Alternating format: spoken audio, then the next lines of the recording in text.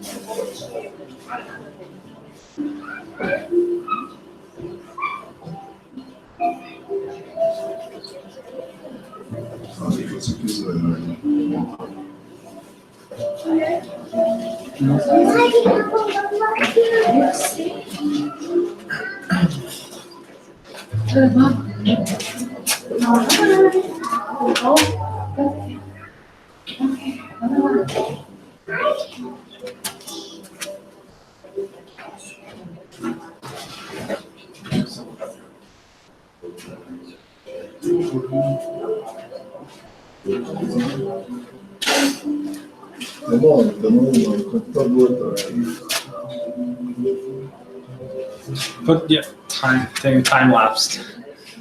Eu gosto, tem time lapse. Da hora. Oh, right here. Yes, you're right. Right there.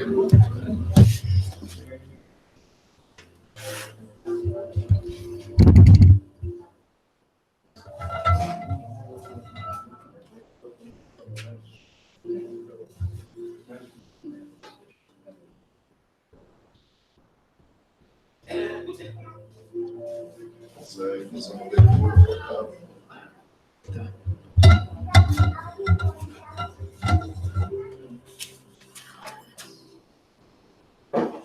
Well, welcome. More people coming, but we'll start with just a little text from Living Spring from Chickasha. We usually start with the text just to settle ourselves down and harmonize.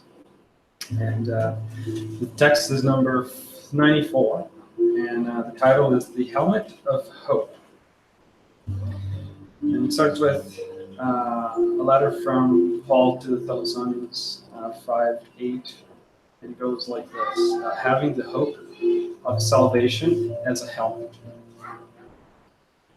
So the helmet is protection for the head, in which life has placed the seat of the manifestation of thought. And Paul could not have used a more suitable symbol for the Christian mind than the helmet as the hope of salvation. If the sentiments are often subject to attacks of violent rage, the reason often experiences the assault of discouragement when faced with the struggle for the victory of the good. This must never happen. Forces that oppose the gospel of salvation shoot rays of anesthetizing negativity at enthusiasm of learners.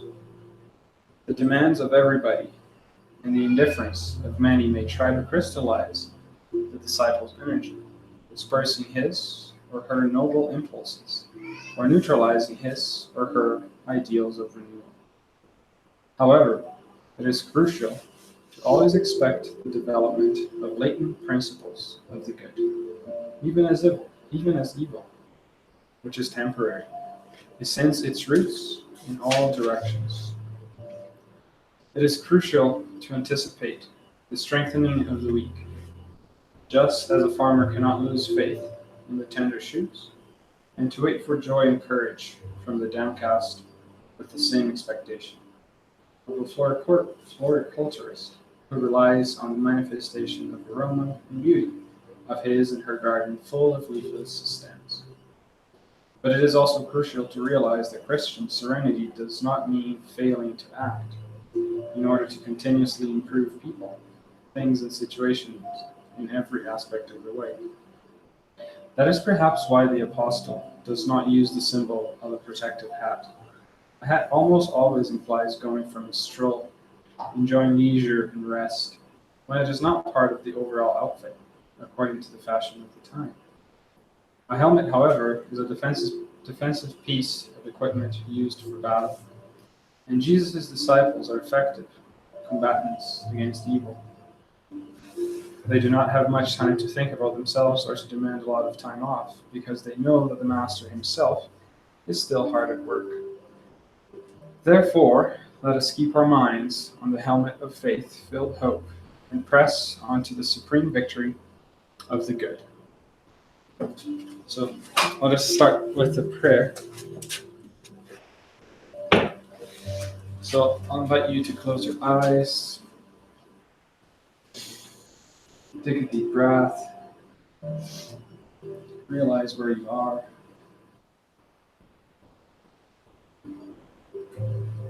realized that we're about to embark on a little journey with Jesus, with his words, and with his teachings.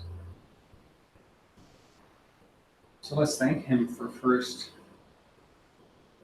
allowing us to be here, to have this place of communion, and to have his image, to have his knowledge to share, to have his words, and ask that these words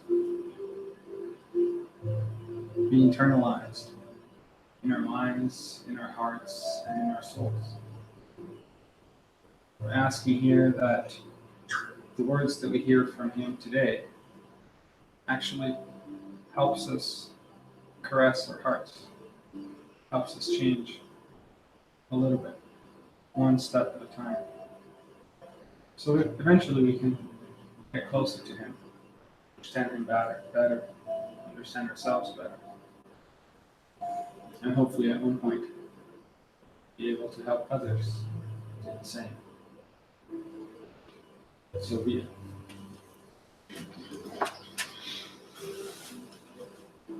Welcome again. So this is the talk from today is actually a 3-part talk. I've already done 2 of them. This is the third and last one, and it talks about self-love and how to develop it. Right? Am I using this virtue in my life? And this is based on a talk from a person called Emílio Sequeira from Brazil. And he's done this talk in 6 different modules. And I try to compress it in 3 so we can have it here on Sunday. And the title of his talk is called Safe Guidelines to Develop Self-Love. So he's walking us through stages and steps of what it is, how to develop self-love. And for this talk, we used words from Jesus from his gospel. We used Joana de Angelis from her books Conscientious Being and Love and Beautiful Love. And we also used some parts from the Gospel according to Spiritism from Kardec. So we usually start our talks with an initial reflection. So I invite you guys to, if you want to close your eyes, and I'll pose a few questions so you can reflect and see how you answer them now. And hopefully throughout the talk we'll be able to get some answers. So the first one is simply, what is self-love? Do I understand what that virtue means within myself?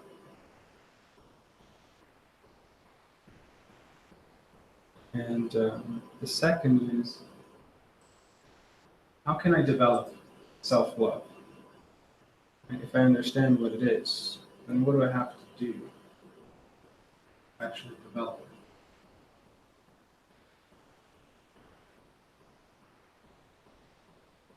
And the third one is, do I know or do I feel the reason to develop self-love? What's the need? Why do I need to do it?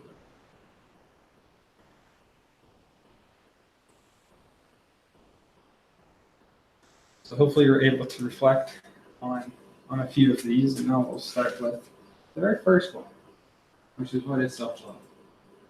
And throughout these 3 talks, we're able to build upon it. And so I'll bring some slides from part 1, I'll bring some slides from part 2, and then we'll go into part 3 so we can close it all off and combine them all. So the first one is, what is self-love? And self-love to me is the biggest of all the virtues, because it is through the use of law of liberty. So it's by knowing that I'm free to do whatever I want. I choose to use my free will towards improving myself, right? Towards improving my essential being. And how do I do that? By developing our virtues through the divine laws. So self-love is just choosing to improve ourselves, choosing to develop our virtues, which is why I see it as the biggest virtue, because it relies on us developing all the others. And Joana de Angelis, she talks about that love is a choice, it's not an obligation. So the minute we're starting to love or to develop our virtues through obligation, that won't work. Because if we're trying to develop something so noble as love through obligations, through an egotistical feeling or purpose, that simply won't work, because we won't be developing the true love, a love that goes towards our essential progress. So once we decide to choose to love, to develop it, it can be trained. It's not something that happens. Right? It can actually be trained, it can actually be practiced. There is ways to do that. Through knowing what love is, through understanding what it is, feeling it, and then through living it. There's a few steps here that help us develop this love that we're so much seek in our lives. And what's beautiful about it is that love as a choice brings us peace. When we choose to love, when we're not obligated to love, when we choose to love, it brings us peace. And since self-love is independent of what happens outside, because it's my love towards myself, it becomes unconditional. So it doesn't matter what's happening outside. It doesn't matter if things are going well, if things are bad in the outside world. If I'm developing true self-love, that's unconditional. It doesn't depend on what's happening outside. I'll always be feeling that peace because I'm always loving myself. This is with me, not with the outside world. So it becomes something unconditional, which is what we eventually want to get to, which is what Jesus would always say. It doesn't matter what's happening outside, he was always at peace with himself. Okay? And so this brings us to one of my favorite passages from Matthew, which is where Jesus teaches us how to love, basically. And there's a lawyer that asked him a question just to test him. He asked to Jesus, "Teacher, which is the greatest commandment in the law?" And Jesus says, "You shall love the Lord your God with all your heart, all your soul, and with all your mind." And the second commandment is just like it. You shall love your neighbor as yourself. So here, Jesus is teaching us basically how to love. And these are the three things that I talked about before. Loving ourselves with all our minds. This is knowing what love is, knowing what self-love is, and understanding it, reflecting to see how it plays a role in my life. Then to love it with all our heart, which is what we talked about, is feeling the love, bringing from the knowledge to the heart, feeling it in my life. And the last one is your soul. So this is when we've learned, we understand, we feel it, and now we live it. We're constantly living that love that we so much long for. So this is the recipe that he's given us. And now we're trying to crack it. And hopefully through this presentation, we'll be able to understand what that really means. Like we talked about before, right? Loving the divine laws. And the divine laws are like instructions that teaches us how to develop our virtues. So as I'm loving the divine laws, I'm practicing my virtues. As I'm practicing my virtues, like we talked about before, I'm making that decision to practice and improve my virtues. That is the exercise of loving ourselves. And then as I'm loving myself, again, I'm loving the divine laws. This is an endless circle, and I've explained a lot about this in my very first talk. I'm just bringing this up again because this is an endless cycle. Right? I'm constantly loving myself, I'm constantly learning about the divine law, and I'm constantly practicing my virtues, right? In a spiral, right? Always going up vertically, because here I'm using the divine laws to love myself. I'm improving the essential being, who I truly am in the inside, which means that every time I go through this cycle, I become freer. I set myself free. And this goes back to what we talked about before, the unconditional love. Every time I love myself more, it becomes more and more unconditional. If it's unconditional, I become free. My love is not tied to anything anymore. I'm free. Right? And Jesus has said this through John. He was saying, "You will know the truth, and the truth will set you free." So the more we go through this, the more we learn about ourselves, the more we learn about the divine law, the more we know the truth. And the more that sets us free. Now, This again is from my second talk. And this talks about the phases of love. We don't go from 0 to 100, not loving, to fully loving. There's a few phases that go through it, and it's really nice because Emilio, the one that did the guidelines of self-love, he gives us a very good picture of how love evolves, comparing it to how humans evolved, going through your childhood, through your adolescence, and through your adulthood. So we'll start with comparing love to our childhood. This is when you're still a baby, and a baby is very possessive. All it wants is to eat, right? It doesn't matter what time it is. It'll start screaming at 2 a.m. because it wants food. It doesn't care about others, right? It's very possessive, and it's very needy. Only wants to receive. And that's the very first stage of love. As we start to develop our self-love, as we start to go through that cycle of develop our love, then we move up. We move up to adolescence, or to our teenage years.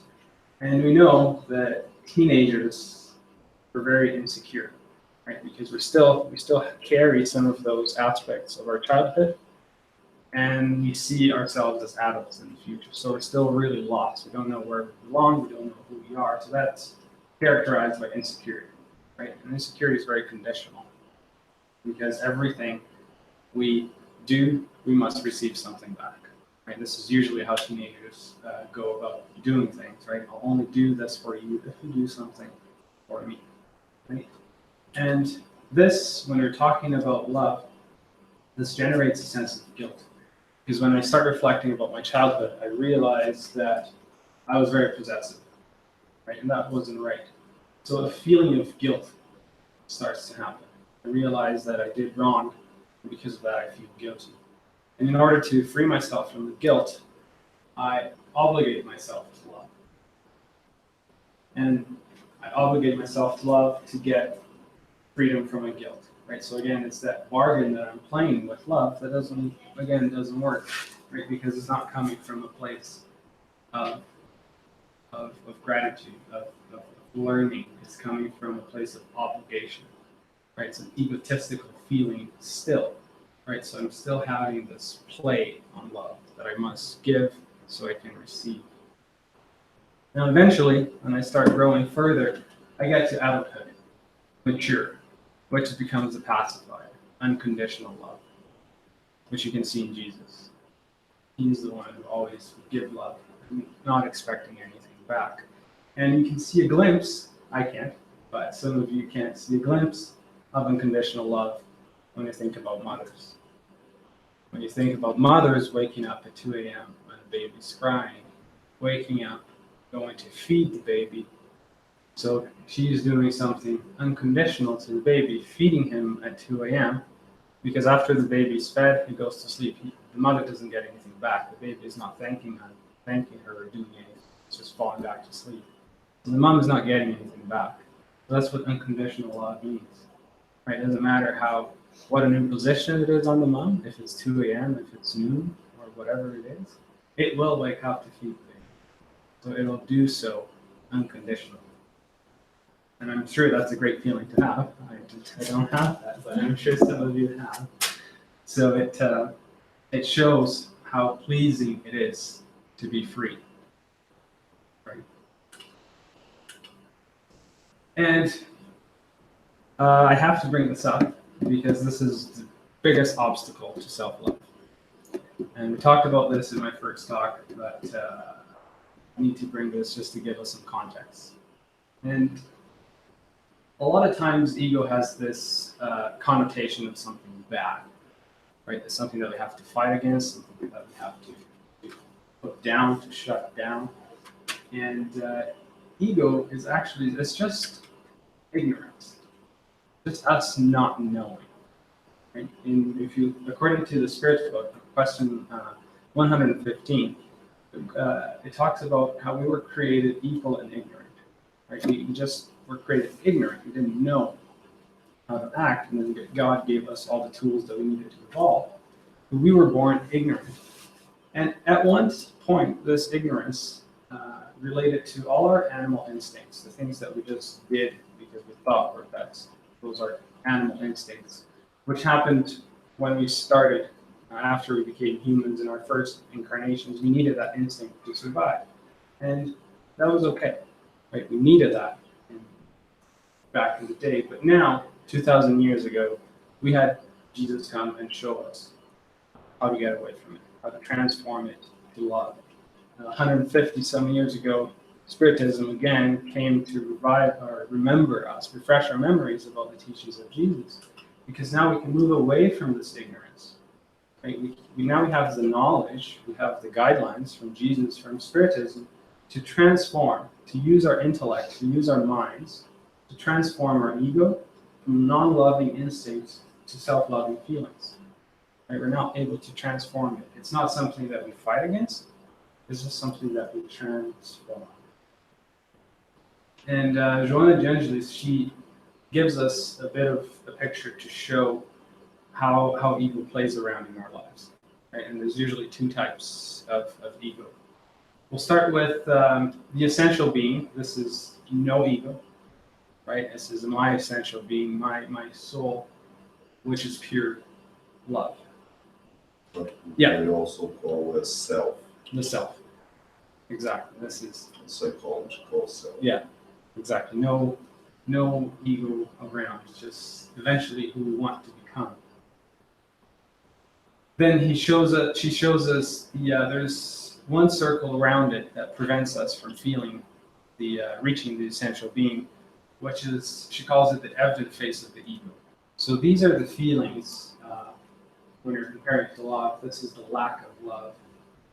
Or you can think of it, the evident face of the ego. This is the feelings that we feel like rage, anger, jealousy. Feelings that we just, sometimes we can't help it, but that's evident. I know that I'm feeling those.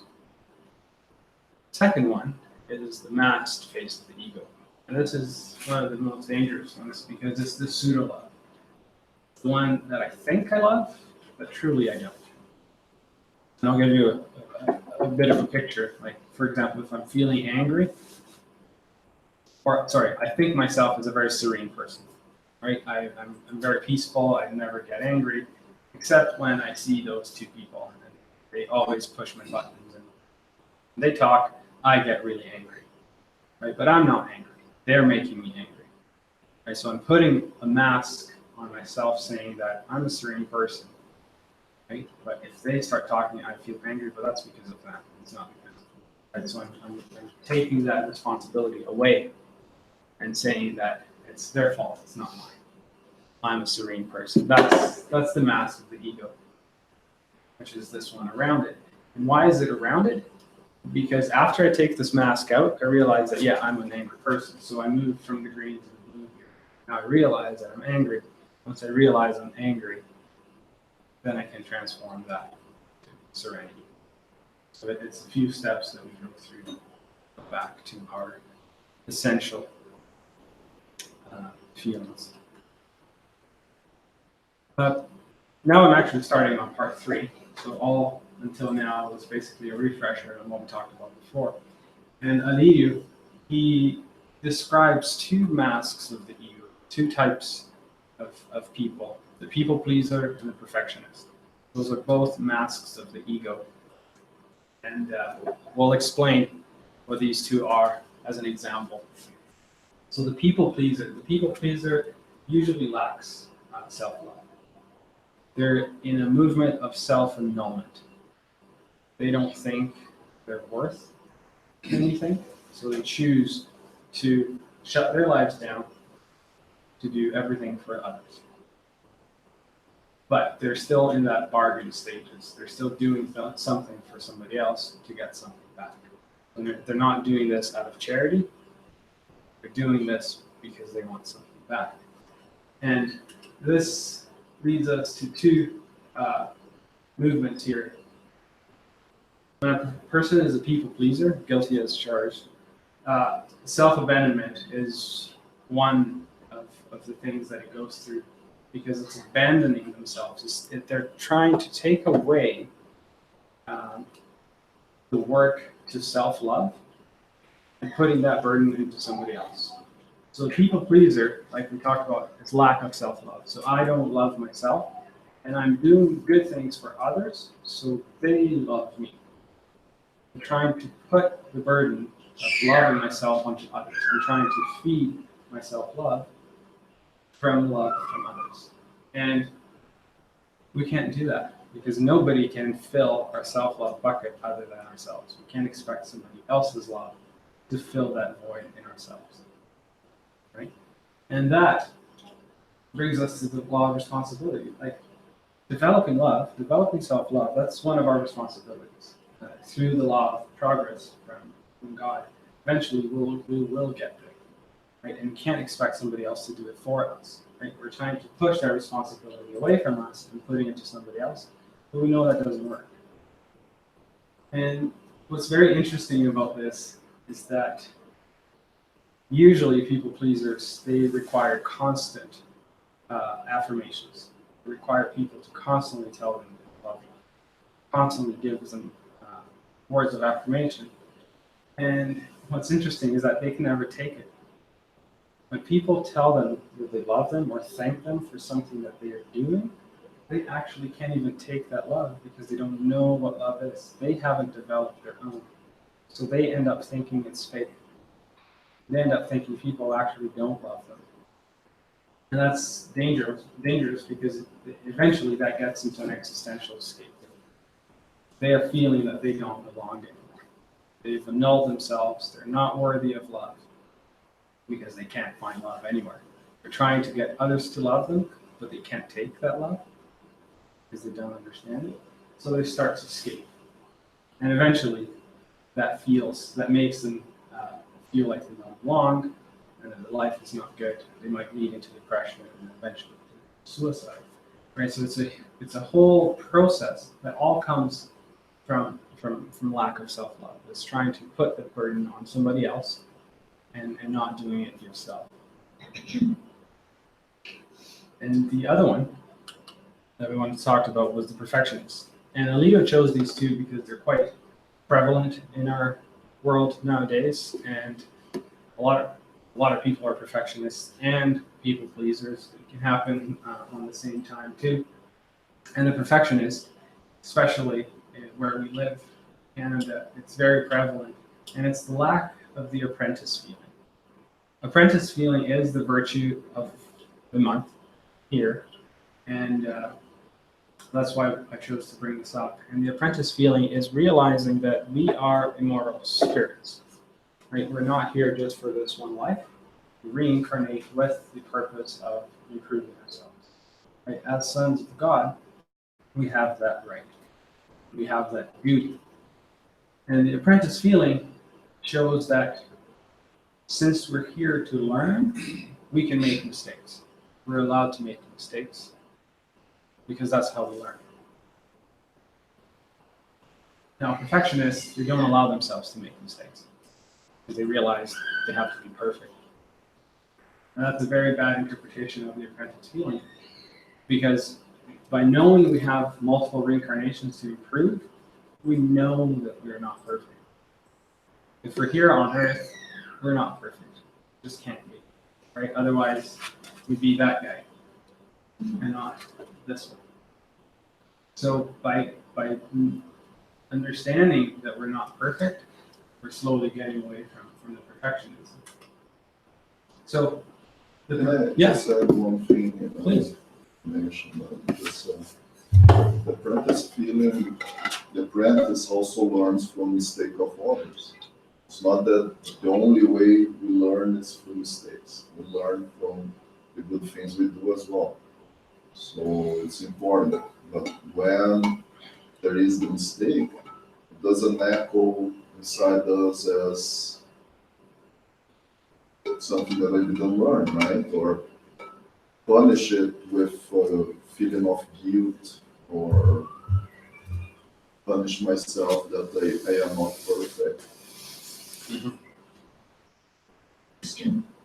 At this point, because sometimes we think, oh, we have to learn through mistakes. Yeah, that's true. It's one way to learn. It's one way. Yeah. When we have our experiences, we always have the choice to accept our experiences and learn or refuse it. And it's usually through the refusal that we end up making mistakes. But then if we apply the apprentice feeling, we realize they're okay. God, in his infinite wisdom, he gave us the law of mercy, right? He's always here to give us another chance. Right? It's really interesting when you think about how God loves us unconditionally. So his love is not tied to whether or not we do it right or we do it wrong. He always loves us. And this is something that we should be doing to ourselves too. This is where we want to get, which is the self-love unconditional. So it doesn't matter if I'm getting it right, if I'm getting it wrong, I'm always loving myself. I'm always allowing myself to, if it happens, if I made a mistake, I can always go back and improve myself from it. So the perfectionist gets into a spiral of self-demand. Once it realizes it makes a mistake, it will demand itself to fix it because it won't allow it to be imperfect. And once he realizes he can't fulfill that, he will take that onto somebody else. That's when he starts demanding other people to be perfect. So they're constantly criticizing, they're constantly complaining because they realize that other people are also not perfect. And once that happens, they start to disconnect themselves from the world. They're constantly complaining because nothing is fulfilling that so-called perfection that they so much seek. They're seeking it the wrong way. They don't seek it, right? And they start to disconnect from the world. They start to complain about everything, and again, eventually that leads to depression, and that can lead to suicide as well because you're disconnecting yourself from the world. You don't feel like you belong. So now that we've talked about a couple facets of the ego and how that can hurt us, we hear a lot about the ego and the essential being being myself, my essential core, who I want to get to. And a lot of times we think there's a versus here. I think it's one or the other. We're always fighting.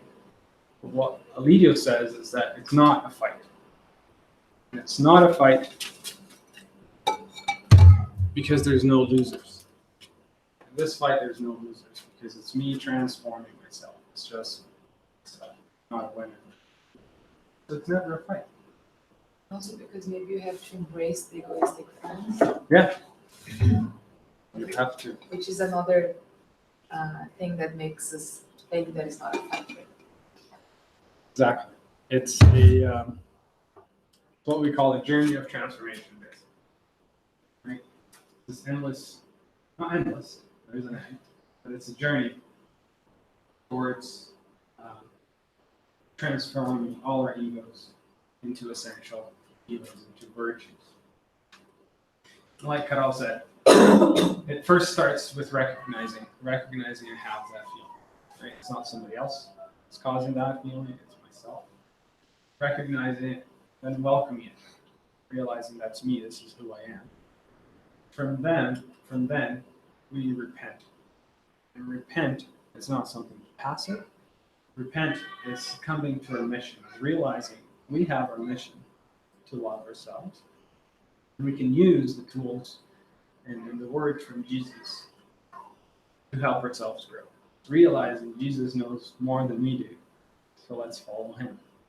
Right? So repent is not just kneeling down and hoping that everything fixes itself. No, it's actively using Jesus' words to our betterment, and then making the decision, right, to change that feeling. And like we talked about, this is what self-love is. It's this transformation. Right? On every single feeling that we have, transforming it into a virtue. This is what self-love is.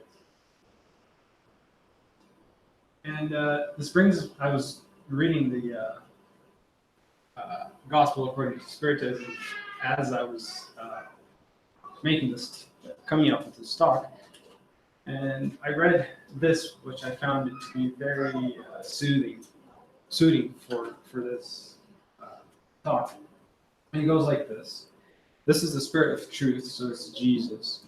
And he talks about So you who are kept captive by life, drink from the living spring of love, and be prepared to one day launch yourselves, free and happy, upon the bosom of He who created you weak, so that you could become perfect, who desires that you yourself knead your pliable clay, so that you may be the artisans of your immortality.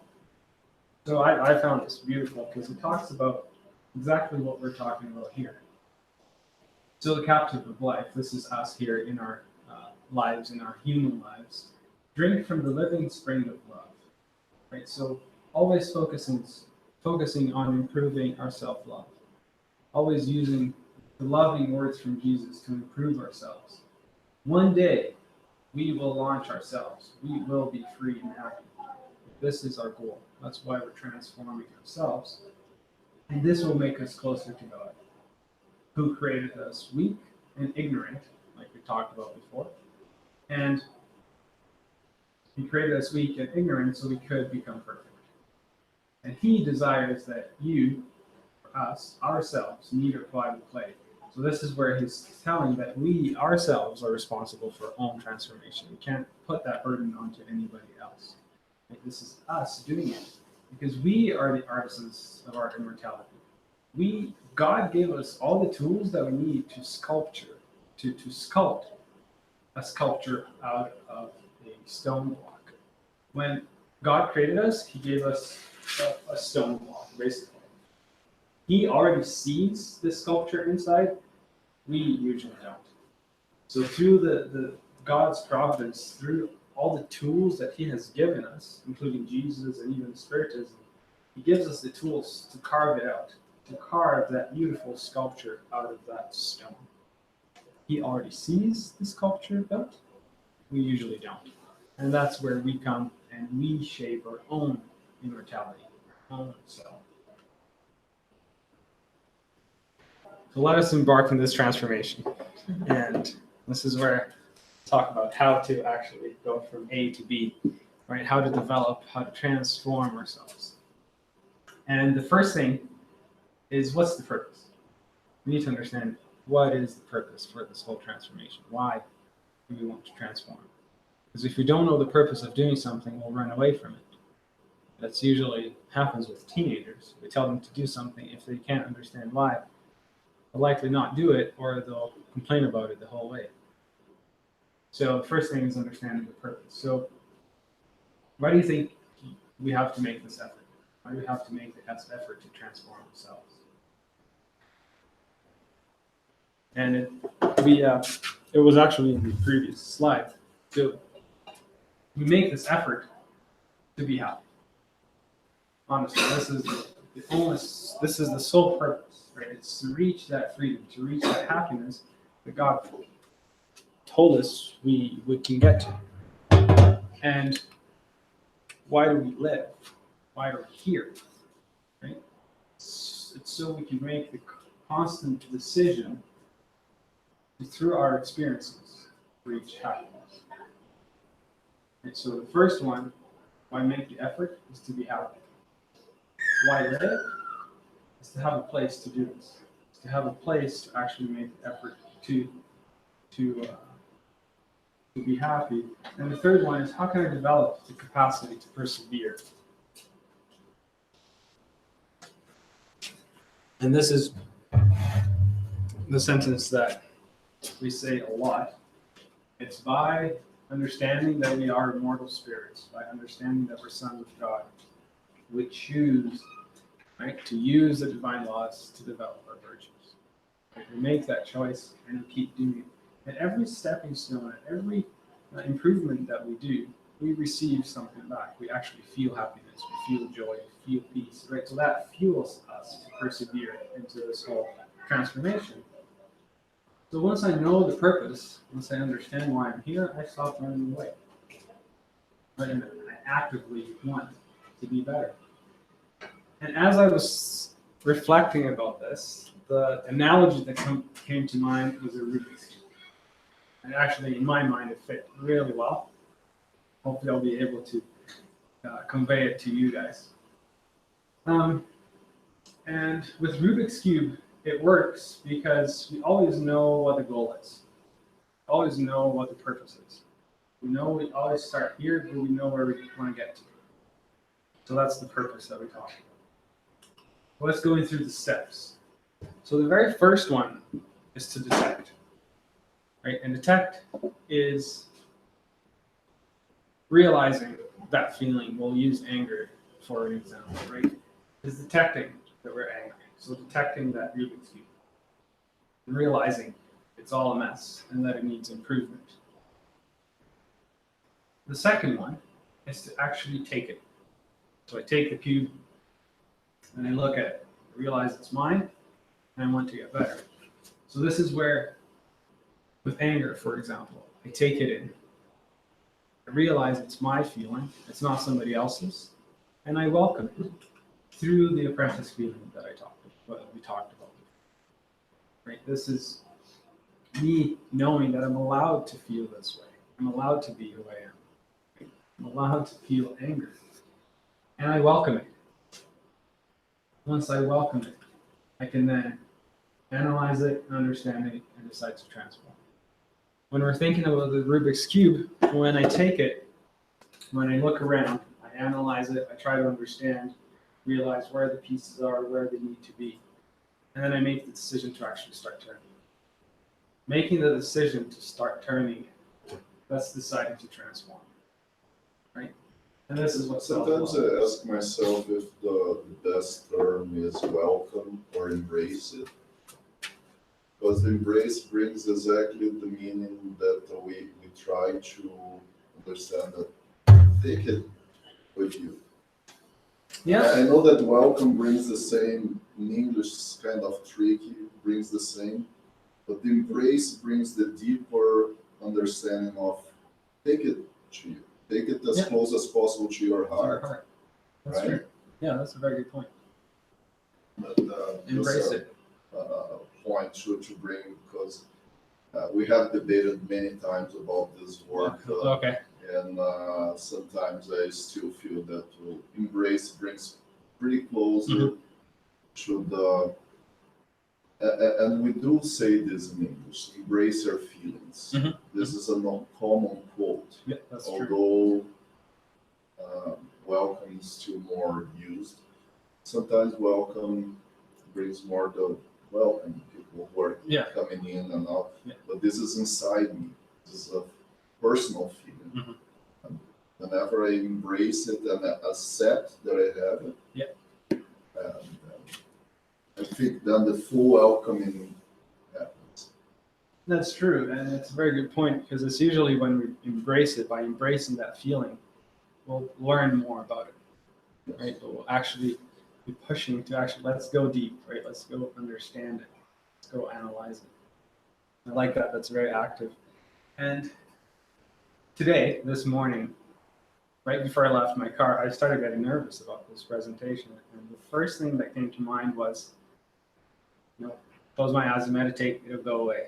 So this was me after performing this talk. This was me detecting my nervousness and trying to go straight to transform it, to make it go away. I skipped all the steps that I just practiced an hour before. So this is how, even though we know it, most of the time we don't do it. Right? So when I was trying to meditate and get it to go away, I realized, hold on.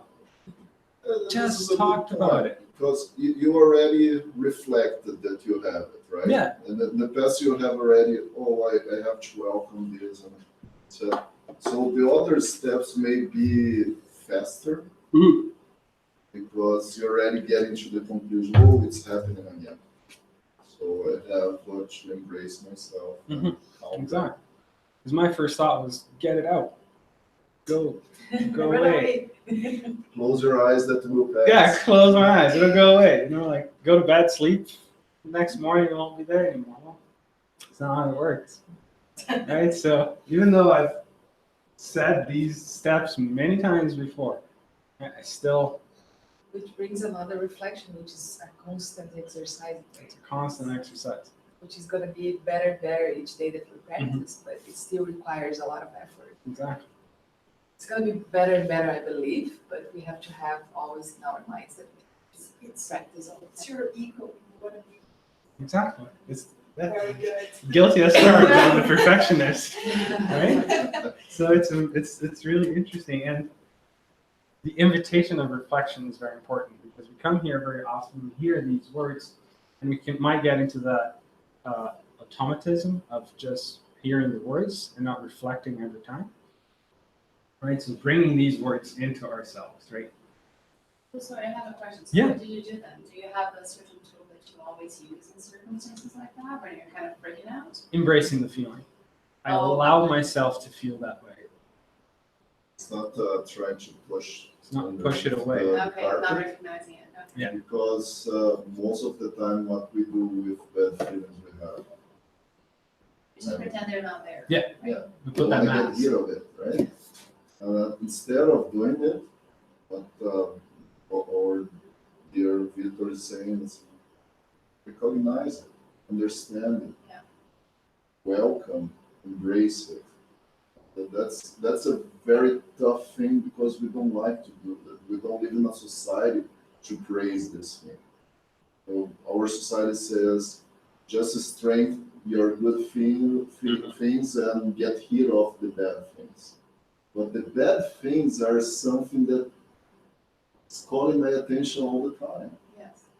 For example, when Victor comes to do a presentation, he gets nervous. Why he gets nervous? Does someone will hit him out, or we're gonna criticize him? Oh, you did a very bad job. Nobody's gonna do this. So why is he feeling? It's an internal feeling. And if he gets rid of it, he will always live with it. If he embraces it, understands it, he will start learning how to deal with it. And then more and more it will transform or transmute in a virtue that's missing. In this case, do you know which one is? Oh, many of them. But The The apprentice feeling. This feeling of nervousness is that insecurity. I can't make mistakes. It's developing security. Yes. Self-security. And it's actually, it's very joyful and loving to do that. So as I was feeling really nervous, and I realized that I wanted to welcome, I wanted to embrace that feeling because I'm having it for a reason, right? So why would I push it away? It's me, right? I'm getting to know myself.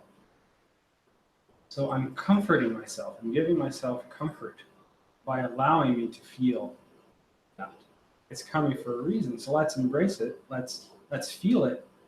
And once I feel it, and then you start to meditate and asking for help, you get intuitions of why you're feeling that way. And once you know the root, once you know why you're feeling that way, then you can make the choice to change it. But if you don't know why, you're just going to try to sweep it under the rug and not actually go into the root cause. Which is what Eric was saying, is that insecurity or the apprentice feeling and things like that, right? So it's a very interesting thing to happen right before, after having Ironic. practiced. Yeah, exactly. It was very ironic. And it was really good. Because we usually do these talks for ourselves, and it's actually starting to Don't work. share, right? Yeah. And it's good sharing because it's something that happened with us and might be happening with someone else, and Exactly. showing how it works in my life might help someone else. Now going back to the Rubik's Cube, when I start twisting it around, if I don't know what I'm doing, like I find it really hard. I can't solve it. And you're just spinning it around, and it doesn't work. So it feels really hard. Right? So is it hard? Yes, it is. It's really tough. Right? If you don't know how to do it, it's going to be really hard to get to those all colors on the same side. So then we can ask for instructions. Right? But when we look for instructions, they might look really crazy and they might not make any sense to us. So we need somebody to help. We need somebody to show us where north is. So somebody to crack these instructions So it starts to look more, what's the word? More, I can reach it. It still looks confusing, but now I can somewhat make sense of it. If I go slow, I can do it. I can reach the goal. I can go from here to there. But I need somebody to help me. And it's just like when we're in school. We get all the books, but we still need a teacher to walk us through it, right? To show us, to unravel it, to unveil it to us. Right? So is it hard? No. It's laborious. Right? It takes effort. Right? But it's not hard. Right? And it can be light. It can be easy if I follow the steps one by one. And bringing this to ourselves, in Matthew, when Jesus talks about, come to me, all you who are weary and burdened, and I will give you rest. Take my yoke upon you and learn from me. For I am gentle and humble in heart, and you will find rest for your souls. For my yoke is easy and my burden is light. So if I'm taking those same instructions that we talked about, the Rubik's Cube, and bring it to ourselves, here is, come to me, all who are weary and burdened, right? So this is everybody who's trying to solve that Rubik's Cube, but they don't know how. They're just pinning in circles. They're not getting anywhere. So he says, come to me, because I will give you rest. Take upon my yoke and learn from me. So taking upon his yoke is taking his direction. Let him lead us to the north. Let him teaches us how those instructions work. The instructions are the divine laws that are already in our conscience. For some reason, we can't really access them. We need somebody to help us. Right? We need Jesus to kind of tells us what they need, tell us where they are and how we can go about using them. For my yoke is easy and my burden is light. So here is where, through Jesus, I'm understanding my conscience. I'm understanding the divine laws. So now I know the way. Now the instructions make sense. Now I can see them. Now I have glasses to see them. And I like this picture where here is our mind, our conscious mind, and we see a window that's very hard to see through. It's still really dirty. There's still water.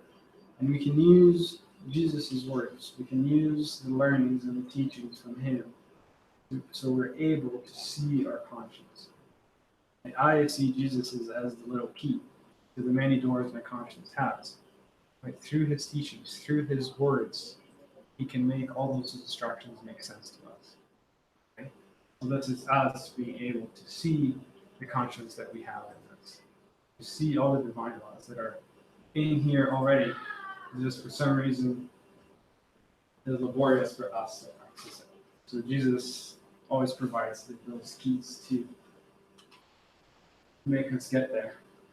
And one more thing about the Rubik's Cube, that was actually my very first talk at FSS here.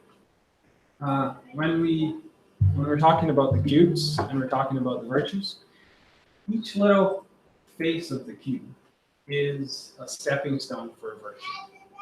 And then each big face is a virtue.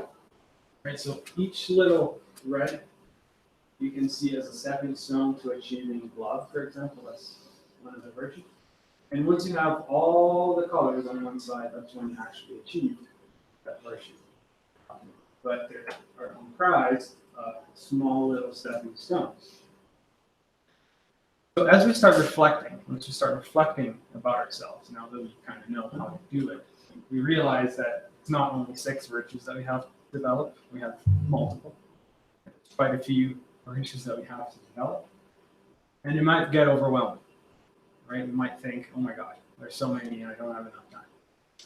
I want to develop them all because I want to be a better person. Well, in the parable of the wandering sheep, Jesus told us to go after one. Try to focus on one virtue at a time. It doesn't matter if it takes a lifetime. But focus on one. Usually it's the hardest one for us. And the analogy with the Rubik's Cube here is that By solving one, I'm solving others. And this is where Jesus' comfort comes in. He tells us to focus on one, so we don't get anxious that we have to fix all the virtues at one time.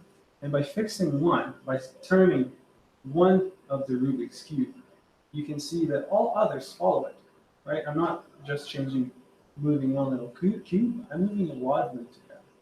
So as I'm developing one virtue, others will slowly follow.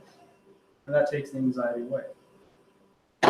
So if I focus on one, I'm improving others as well. And this is the last slide, and I want to bring something that Lydia talked about, which is the sense of community. When you go through this transformation of self-love, a lot of people, or even ourselves, might start thinking that we're being selfish because we're always working on ourselves, right? And that could be true if we're always working on ourselves on materialistic things. We're always trying to improve because we're selfish on the material side of things. But if we're developing self-love, if we're trying to improve ourselves from an essential being, from an essential perspective, our immortal being, we're actually not being selfish, right? Because by improving myself, I'm improving others as well. And as I start to develop self-love, I realize that I belong to something greater. I realize that through the law of love, charity, and through the law of society, I realize I belong to something bigger. Like Mother Teresa once said, she said, we're one little drop of water in an entire ocean. But the ocean wouldn't be the same without that one little drop. So it's really important to understand that by making my world a better place, my own little world, I'm making the world a better place. So thank you for listening to me, and hopefully we're able to get something out of it. I certainly got something out of it this morning, so it's hopefully already starting to work for me. And we have a few more minutes if you guys have any questions that Eric can answer. Is that so? I asked them if they have any questions that you can answer. Oh, you answer. You are the one presenting here, But yeah.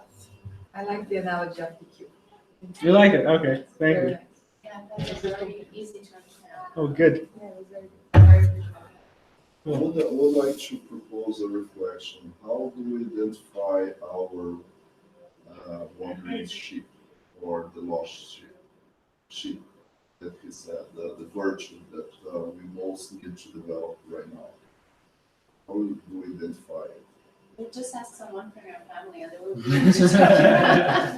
I think I don't know about you just yeah, your mom or your father or your kid or your husband, and I'm gonna say, oh, that's there. You're conscious. Yes, and typically now I realize I've been seeing now even my daughter, right? So certain things that my mom would identify on me and my first husband and my second husband and now my daughter, and then I go, oh, okay, so it's about me. It's not about the whole everybody that's around me, right? And I like what you mentioned about taking one thing and working on that one particular thing, and it's typically the hardest thing. Mhm. Because recently at work, we've been going through, training, especially in leadership training, and this is what people say in business, like you take one thing that you want to work on at your professional, not the technical component of, but the Mhm. management component of, and you work on that one particular thing each year, Okay. right? Trying to get to the end of the year in a better position than you started there, but it's one thing. Mhm. Don't try to embrace three. Because typically you make a list of 3 or 5, and they go, no, it doesn't make any sense. You just get one. So I kind of like that. Okay. What you mentioned of just take one, Just take one. because it makes more sense. Yeah. I don't think it would work if you give a time frame. Because sometimes it's not something that you can solve in 1 year, Like maybe Yeah, but business environment, we're talking about business here, right? it's Yeah, Entirely. yeah.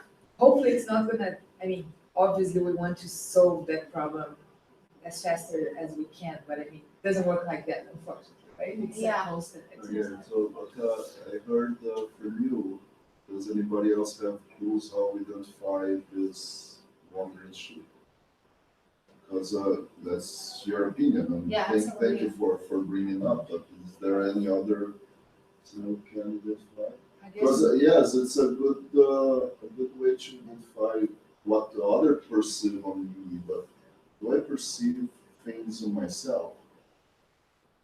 even our conscience can tell us a lot. Something that is bothering us, and our conscience is giving all these things. My pillow.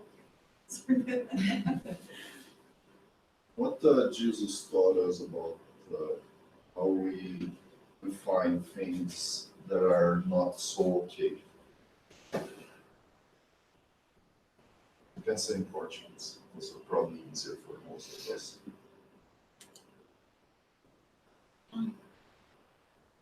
Agora, vigiai, watch and pray.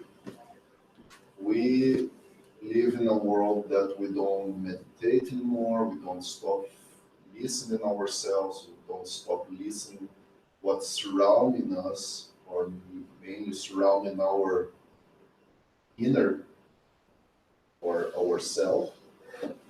And while we do this, we can't identify anything because we live in a turbulent, turmoil world. Just 1 second, please. Just 1 second. And to stop and realize, gosh, because I'm pretty sure that took some time for Victor to realize that problem for him was probably, oh, everybody has fear of being in front of other people or speaking publicly.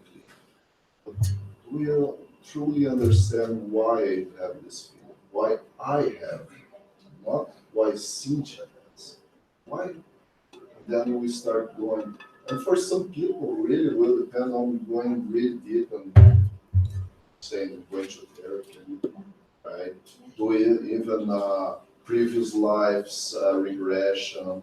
It's way beyond what we can understand right now, but it's really important to find the wandering sheep, the virtue right now, because otherwise I will lose focus and I will establish a bunch of things to work and end up doing nothing. Or, as I said before, we keep working to strengthen what we have good. What about the main invitation? This is why the parable of the wandering sheep is very important for all of us, because Jesus was already teaching. Don't focus on too much. As the business also say today, focus on something that you really need to work. Yes, it's the same. It's the first example he said, like, why those two guys makes me so angry. Yeah. You gotta realize what's making you feel that way. Like, I think yesterday we were talking about. I was driving, and she said, "Oh, I've noticed that you've been stressed in transit now." Yeah. You weren't like that. So it's something that, yeah. Is it really the other two guys were making you angry, or something inside me that the two guys helped it to wake up? Yeah, Right? yeah. So Okay. it's a kind of like the family showing us what is happening different. Yeah. And it's a kind of way to improve that. Exactly. And Right, we have like some there's a anxious kids here too. Ready to come yeah, in. thank you guys.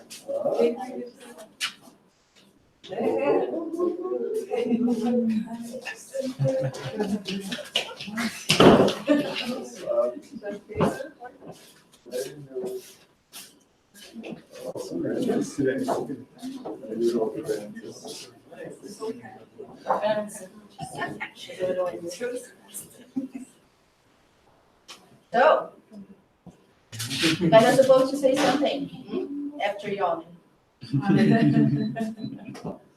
So what's the virtue of the month? And what is that? Mateo can help too. Mateus, sorry, I keep thinking of the Bible. Matthew can help too. So what is the apprentice feeling?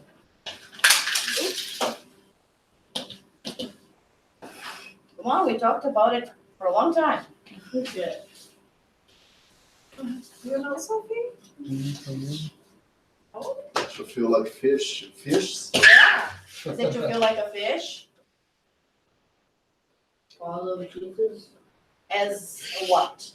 a fish, a student. As a student, because the meaning of apprentice is a student, a learner, right? And why do we have fish on the poster? Eric has a very good point. Why are fish on the poster? Yeah, well, yes, and Clara was very bright there. It is a school of fish. I don't know if everybody knows o coletivo de peixe em inglês. Cardume é school of fish.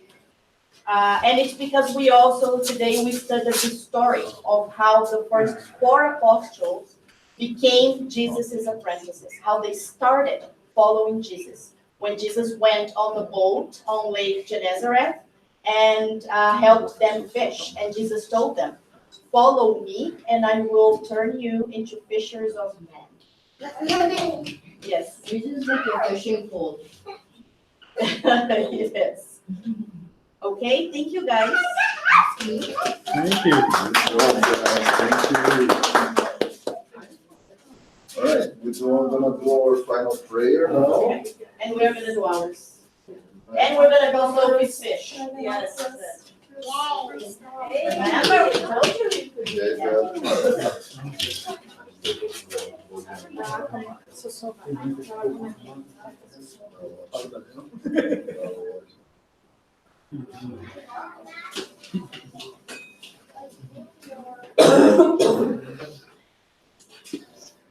Okay.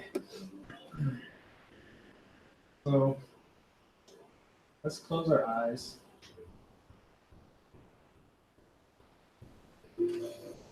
And focus our thoughts into our hearts, into who we truly are.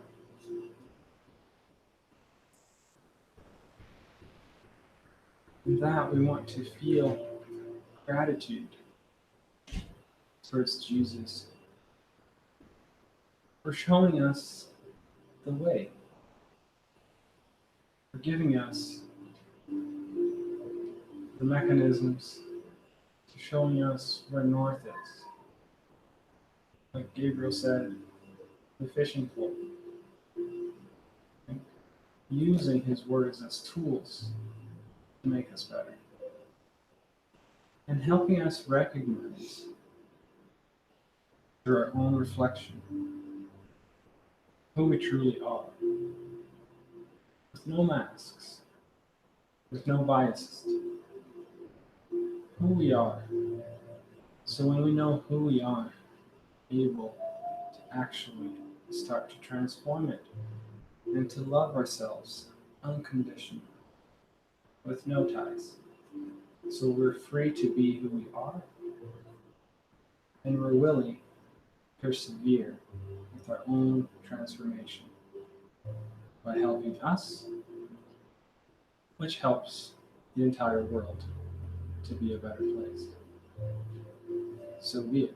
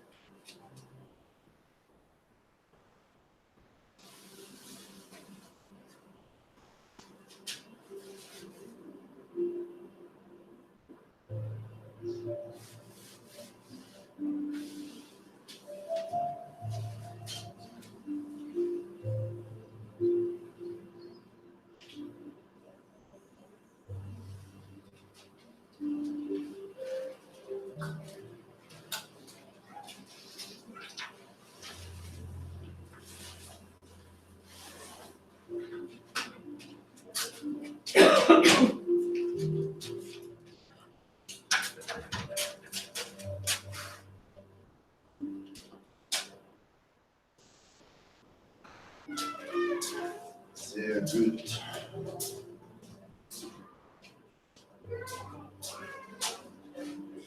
Então agora você pôs o OneDrive nesse external. E o Google Drive também. Que legal. Eu não sabia que dava pra fazer isso.